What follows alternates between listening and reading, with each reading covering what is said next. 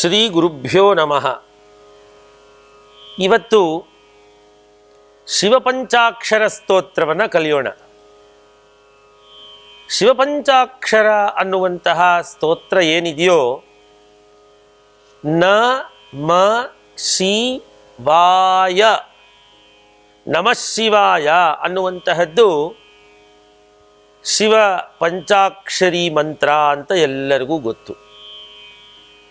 ಈ ಅಕ್ಷರಗಳಿಂದ ಒಂದೊಂದು ಶ್ಲೋಕವು ಪ್ರಾರಂಭವಾಗತ್ತೆ.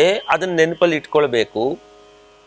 ಸುಲಭವಾಗಿ ಮಕ್ಕಳೆಲ್ಲರೂ UKG LKG ಮಕ್ಕಳು ಕೂಡ ಇದನ್ನು ಕಲಿಬಹುದು. ಅಷ್ಟು ಸುಲಭವಾದಂತಹ ಒಂದು ಶ್ಲೋಕ.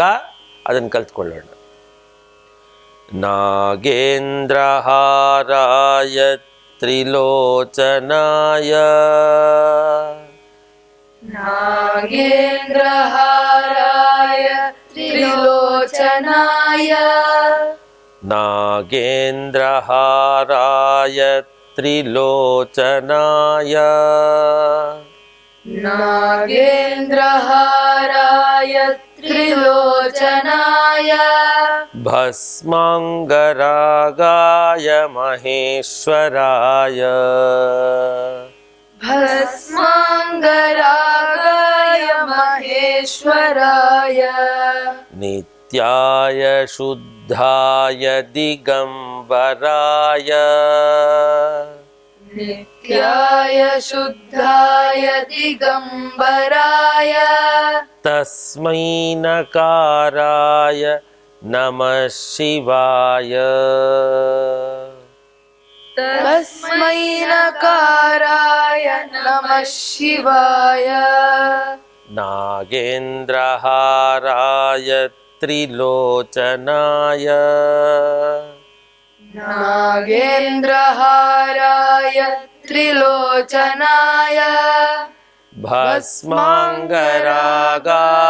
ಮಹೇಶ್ವರಾಯ, ನಿತ್ಯಾಯ ಶುದ್ಧಾಯ ದಿಗಂಬರಾಯ, ತಸ್ಮೈ ನಕಾರಾಯ ನಮಃ ಶಿವಾಯ, ನಾಗೇಂದ್ರಹಾರಾಯ ತ್ರಿಲೋಚನಾಯ, ಭಸ್ಮಾಂಗರಾಗಾಯ ಮಹೇಶ್ವರಾಯ, ನಿತ್ಯಾಯ ಶುದ್ಧಾಯ ದಿಗಂಬರಾಯ, ತಸ್ಮೈ ನಕಾರಾಯ ನಮಃ ಶಿವಾಯ. ನ ಆದ್ಮೇಲೆ ಮ.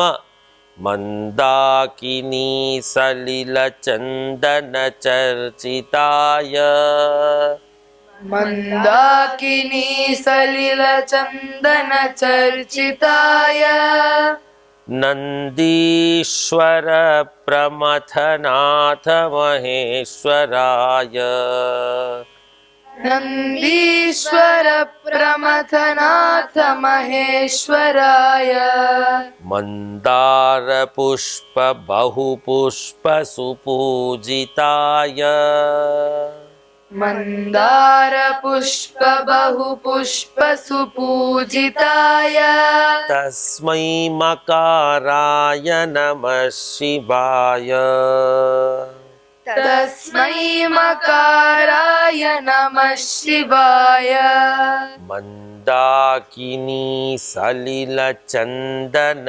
ಚರ್ಚಿತಾಯ, ಮಂದಾಕಿನಿ ಸಲಿಲ ಚಂದನ ಚರ್ಚಿತಾಯ, ನಂದೀಶ್ವರ ಪ್ರಮಥನಾಥ ಮಹೇಶ್ವರಾಯ, ನಂದೀಶ್ವರ ಪ್ರಮಥನಾಥ ಮಹೇಶ್ವರಾಯ, ಮಂದಾರ ಪುಷ್ಪ ಬಹುಪುಷ್ಪ ಸುಪೂಜಿತಾಯ, ಮಂದಾರ ಪುಷ್ಪ ಬಹುಪುಷ್ಪ ಸುಪೂಜಿತಾಯ, ತಸ್ಮೈ ಮಕಾರಾಯ ನಮಃ ಶಿವಾಯ,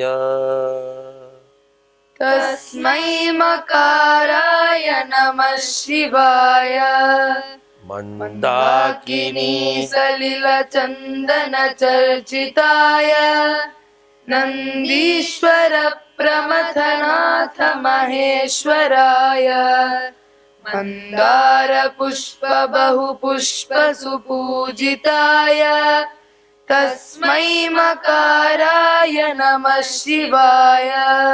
ಶಿವಾಯ ಗೌರಿ ವದನಾಬ್ಜ ಬೃಂದ ಶಿವಾಯ ಗೌರಿ ವದನಾಬ್ಜ ಬೃಂದ ಸೂರ್ಯಾಯ ದಕ್ಷಾಧ್ವರ ನಾಶಕಾಯ ಸೂರ್ಯಾಯ ದಕ್ಷಾಧ್ವರ ನಾಶಕಾಯ ಶಿವಾಯ ಗೌರಿ ವದನಾಬ್ಜ ಬೃಂದ.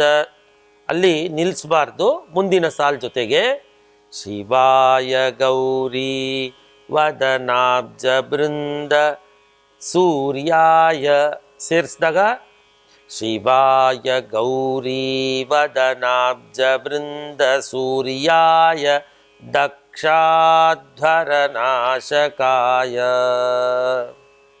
ಶಿವಾಯ ಗೌರಿ ವದನಾಬ್ಜ ಬೃಂದ ಸೂರ್ಯಾಯ ದಕ್ಷಾಧ್ವರ ನಾಶಕಾಯ. ಇನ್ನೊಮ್ಮೆ ಶಿವಾಯ ಗೌರಿ ವದನಾಬ್ಜ ಬೃಂದ ಸೂರ್ಯಾಯ ದಕ್ಷಾಧ್ವರ ನಾಶಕಾಯ. ಇನ್ನೊಂದ್ಸರ್ತಿ ಶಿವಾಯ ಗೌರಿ ವದನಾಬ್ಜ ಬೃಂದ ಸೂರ್ಯಾಯ ದಕ್ಷಾಧ್ವರ ನಾಶಕಾಯ. ಶ್ರೀನೀಲಕಂಠಾಯ ವೃಷಧ್ವಜಾಯ ತಸ್ಮೈ ಶಿಕಾರಾಯ ನಮಃ ಶಿವಾಯ. ಶ್ರೀನೀಲಕಂಠಾಯ ವೃಷಧ್ವಜಾಯ ತಸ್ಮೈ ಶಿಕಾರಾಯ ನಮಃ ಶಿವಾಯ. ಸಾಮೂಹಿಕವಾಗಿ ಹೇಳಬೇಕಾದ್ರೆ ಸರಿಯಾದ ಸಂದರ್ಭದಲ್ಲಿ ನಿಲ್ಲಿಸಬೇಕು, ಅದೇ ಒಟ್ಟಿಗೆ ಶುರು ಮಾಡಬೇಕು. ಹೇಳಿ, ಶಿವಾಯ ಗೌರಿ ವದನಾಬ್ಜ ಬೃಂದ ಸೂರ್ಯಾಯ ದಕ್ಷಾಧ್ವರ ನಾಶಕಾಯ ಶ್ರೀನೀಲಕಂಠಾಯ ವೃಷಧ್ವಜಾಯ ತಸ್ಮೈ ಶಿಕಾರಾಯ ನಮಃ ಶಿವಾಯ. ವಸಿಷ್ಠ ಕುಂಭೋದ್ಭವ ಗೌತಮಾರ್ಯ ವಸಿಷ್ಠ ಕುಂಭೋದ್ಭವ ಗೌತಮಾರ್ಯ ಮುನೀಂದ್ರ ದೇವಾರ್ಚಿತ ಶೇಖರಾಯ. ಮುನೀಂದ್ರ ದೇವಾರ್ಚಿತ ಶೇಖರಾಯ. ವಸಿಷ್ಠ ಕುಂಭೋದ್ಭವ ಗೌತಮಾರ್ಯ ಮುನೀಂದ್ರ ದೇವಾರ್ಚಿತ ಶೇಖರಾಯ. ವಸಿಷ್ಠ ಕುಂಭೋದ್ಭವ ಗೌತಮಾರ್ಯ ಮುನೀಂದ್ರ ದೇವಾರ್ಚಿತ ಶೇಖರಾಯ. ಎರಡು ಸಾಲ್ ಸೇರಿಸಿ ಹೇಳಿ, ವಸಿಷ್ಠ ಕುಂಭೋದ್ಭವ ಗೌತಮಾರ್ಯ ಮುನೀಂದ್ರ ದೇವಾರ್ಚಿತ ಶೇಖರಾಯ. ಚಂದ್ರಾರ್ಕ ವೈಶ್ವಾನರಲೋಚನಾಯ ಚಂದ್ರಾರ್ಕ ವೈಶ್ವಾನರಲೋಚನಾಯ ನ ತಸ್ಮೈ ವಕಾರಾಯ ನಮಃ ಶಿವಾಯ. ತಸ್ಮೈ ವಕಾರಾಯ ನಮಃ ಶಿವಾಯ. ಇಡೀ ಶ್ಲೋಕ ವಸಿಷ್ಠ ಕುಂಭೋದ್ಭವ ಗೌತಮಾರ್ಯ ಮುನೀಂದ್ರ ದೇವಾರ್ಚಿತ ಶೇಖರಾಯ ಚಂದ್ರಾರ್ಕ ವೈಶ್ವಾನರಲೋಚನಾಯ ತಸ್ಮೈ ಶಿಕಾರಾಯ ನಮಃ ಶಿವಾಯ. ಕರೆಕ್ಟಾಗಿ ಹೇಳಿ ಇನ್ನೊಂದ್ಸರ್ತಿ. ವಸಿಷ್ಠ ಕುಂಭೋದ್ಭವ ಗೌತಮಾರ್ಯ ಮುನೀಂದ್ರ ದೇವಾರ್ಚಿತ ಶೇಖರಾಯ ಚಂದ್ರಾರ್ಕ ವೈಶ್ವಾನರಲೋಚನಾಯ ತಸ್ಮೈ ವಕಾರಾಯ ನಮಃ ಶಿವಾಯ. ಯಕ್ಷಸ್ವರೂಪಾಯ ಜಟಾಧರಾಯ ಯಕ್ಷಸ್ವರೂಪಾಯ ಜಟಾಧರಾಯ ಇನ್ನೊಂದ್ಸರ್ತಿ. ಯಕ್ಷಸ್ವರೂಪಾಯ ಜಟಾಧರಾಯ ಪಿನಾಕಹಸ್ತಾಯ ಸನಾತನಾಯ ಪಿನಾಕಹಸ್ತಾಯ ಸನಾತನಾಯ पिनाकहस्ताय सनातनाय दिव्याय देवाय दिगंबराय दिव्याय देवाय दिगंबराय तस्मै यकाराय नमः शिवाय तस्मै यकाराय नमः शिवाय यक्षस्वरूपाय जटाधराय पिनाकहस्ताय सनातनाय दिव्याय देवाय दिगंबराय तस्मै यकाराय नमः शिवाय पञ्चाक्षरमिदं पुण्यं पञ्चाक्षरमिदं पुण्यं यः पठेत् शिवसन्निधौ यः पठेत् शिवसन्निधौ शिवलोकमवाप्नोति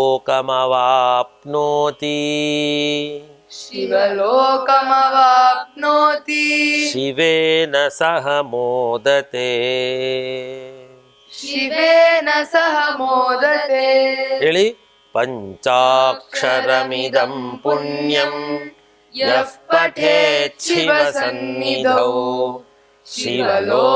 ಶಿವಲೋಕಮವಾಪ್ನೋತಿ ಶಿವೇನ ಸಹ ಮೋದತೆ. ಇಡೀ ಶ್ಲೋಕ ಹೇಳೋಣ. ನಾಗೇಂದ್ರಹಾರಾಯ ತ್ರಿಲೋಚನಾಯ ಭಸ್ಮಾಂಗರಾಗಾಯ ಮಹೇಶ್ವರಾಯ ನಿತ್ಯಾಯ ಶುದ್ಧಾಯ ದಿಗಂಬರಾಯ ತಸ್ಮೈ ನಕಾರಾಯ ನಮಃ ಶಿವಾಯ ಮಂದಾಕಿನಿ ಸಲಿಲ ಚಂದನ ಚರ್ಚಿತಾಯ ನಂದೀಶ್ವರ ಪ್ರಮಥನಾಥ ಮಹೇಶ್ವರಾಯ ಮಂದಾರ ಪುಷ್ಪ ಬಹು ಪುಷ್ಪ ಸುಪೂಜಿತಾಯ ತಸ್ಮೈ ಮಕಾರಾಯ ನಮಃ ಶಿವಾಯ ಶಿವಾಯ ಗೌರಿ ವದನಾಬ್ಜ ವೃಂದ ಸೂರ್ಯಾಯ ದಕ್ಷಾಧ್ವರ ನಾಶಕಾಯ ಶ್ರೀನೀಲಕಂಠಾಯ ವೃಷಧ್ವಜಾಯ ತಸ್ಮೈ ಶಿಕಾರಾಯ ನಮಃ ಶಿವಾಯ ವಸಿಷ್ಠ ಕುಂಭೋದ್ಭವ ಗೌತಮಾರ್ಯ ಮುನೀಂದ್ರ ದೇವಾರ್ಚಿತ ಶೇಖರಾಯ ಚಂದ್ರಾರ್ಕ ವೈಶ್ವಾನರಲೋಚನಾಯ ತಸ್ಮೈ ವಕಾರಾಯ ನಮಃ ಶಿವಾಯ ಯಕ್ಷಸ್ವರೂಪಾಯ ಜಟಾಧರಾಯ ಪಿನಾಕಹಸ್ತಾಯ ಸನಾತನಾಯ ದಿವ್ಯಾಯ ದೇವಾಯ ದಿಗಂಬರಾಯ ತಸ್ಮೈ ಯಕಾರಾಯ ನಮಃ ಶಿವಾಯ ಪಂಚಾಕ್ಷರಮಿದಂ ಪುಣ್ಯಂ ಯಃ ಪಠೇತ್ ಶಿವಸನ್ನಿಧೌ ಶಿವಲೋಕಮವಾಪ್ನೋತಿ ಶಿವೇನ ಸಹ ಮೋದತೆ. ಶಿವಪಂಚಾಕ್ಷರ ಸ್ತೋತ್ರವನ್ನ ಪ್ರತಿಯೊಬ್ಬರು ಚೆನ್ನಾಗಿ ಕಲ್ತ್ಕೊಳ್ಳಿ. ಆ ಶಿವನ ಅನುಗ್ರಹಕ್ಕೆ ಪಾತ್ರರಾಗಿ. ಶ್ರೀ ಶಿವಾರ್ಪಣಮಸ್ತು.